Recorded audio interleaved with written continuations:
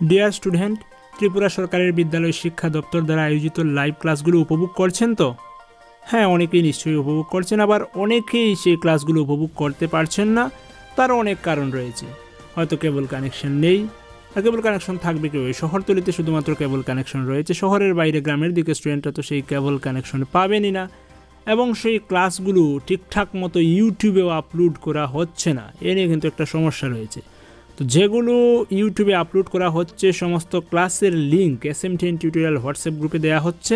যদি WhatsApp group join করে থাকেন সেখান থেকে পেয়ে যাবেন, আর যদি হোয়াটসঅ্যাপ গ্রুপ জয়েনও না করেন SMDN টিউটোরিয়াল চ্যানেল থেকে যদি সাবস্ক্রাইব করে রাখেন তাহলে কিন্তু ফেসবুক পেজের মাধ্যমে সেই লিঙ্ক পেয়ে যাবেন। ফেসবুকে SMDN টিউটোরিয়াল পেজ রয়েছে, প্রতিদিনের লাইভ ক্লাসের আপডেটেড যেগুলো পাওয়া যায় লিঙ্ক, ইউটিউব লিঙ্ক, সেগুলো কিন্তু পেজে দেওয়া হয়ে যায়। তো ফেসবুকে SMDN টিউটোরিয়াল পেজটাকে লাইক করে রাখতে পারেন, সেখান থেকে অনেক ক্লাসের আপডেট পেয়ে যাবেন।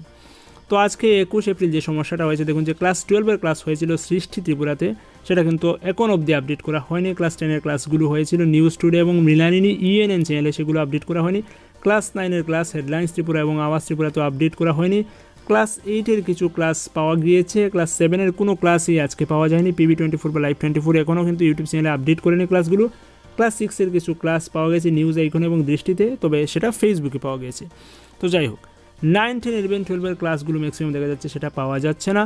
তো এটা একটা সমস্যা রয়েছে সেই সব স্টুডেন্টের জন্য। সেই সমস্যার ছোট্ট একটা সমাধানও রয়েছে, সেই সমাধান নিয়ে আজকে আমরা আলোচনা করছি। তো চলুন শুরু করা যাক।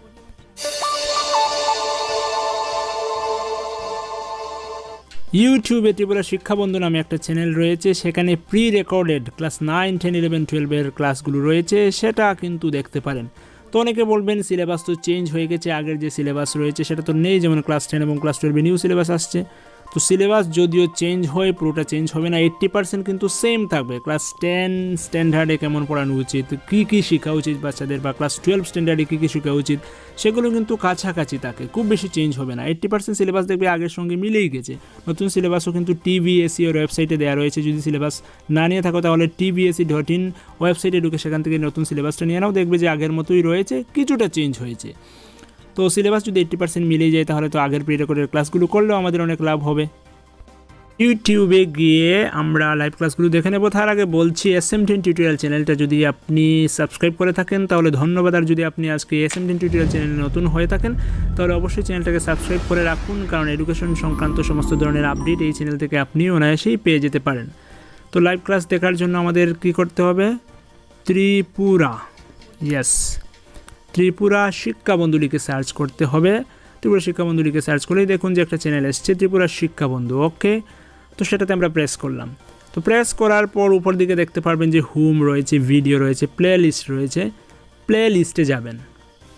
প্লে লিস্টে যাওয়ার পর দেখুন যে সেখানে অনেকগুলো ক্লাস রয়েছে। যে ক্লাস 12-এর জন্য 74 ভিডিওস রয়েছে, ক্লাস 11-এর জন্য 111 ভিডিওস রয়েছে, ক্লাস 6, 7, 8-এর জন্য সেখানে রয়েছে ভিডিও, যদিও সেটা একটা ভিডিও রয়েছে। ক্লাস 10-এর জন্য রয়েছে 83 ভিডিওস, ক্লাস 9-এর জন্য রয়েছে 98 ভিডিওস। তো সেগুলো দেখতে পারেন, সেগুলো থেকে স্টাডি করতে পারেন যে চ্যাপ্টার ওয়াইজ। যেমন আমি যদি ক্লাস 12 ধরি তাহলে ক্লাস 12-এর দেখুন যে chapter wise, class 12 mathematics matrix part 1 দেখানো হয়েছে, class 12 biology translation protein synthesis দেখানো হয়েছে। এইভাবে কিন্তু সমগ্র চ্যাপ্টার কভার করা আছে সেখানে। তো সেটা থেকে সাহায্য নিতে পারেন। ক্লাস 12 রয়েছে, 11 রয়েছে। 11-এর ক্ষেত্রে দেখুন যে প্রত্যেকটাই physics, chemistry, biology, English, mathematics, সেই ক্লাসগুলো রয়েছে সেখানে। ক্লাস 10-এর ক্ষেত্রে জিওমেট্রি, ফিজিক্স, বায়োলজি, কেমিস্ট্রি সব কিছুই রয়েছে। তো সেগুলো দেখে দেখে সেখান থেকে অনেক কিছুই শিখতে পারবেন। এবং লকডাউন পিরিয়ডটাকে কিন্তু একেবারে নষ্ট করা যাবে না, কারণ অনেক দিন চলে যাচ্ছে। নিউ সিলেবাসে পড়াশোনা স্টার্ট হয়ে যাওয়ার কথা ছিল 1 এপ্রিল থেকে, তো লকডাউনের কারণে সেটা হতে পারছে না। তো সেই সময়টা নষ্ট না করে কিন্তু কাজে লাগাও। স্টুডেন্টরা যারা বাড়িতে রয়েছে, বসে রয়েছে, কাজে লাগাও সময়টাকে। তো ক্লাস 9-এর ক্ষেত্রে অনেকগুলো ক্লাস রয়েছে, তো সেগুলো দেখবেন।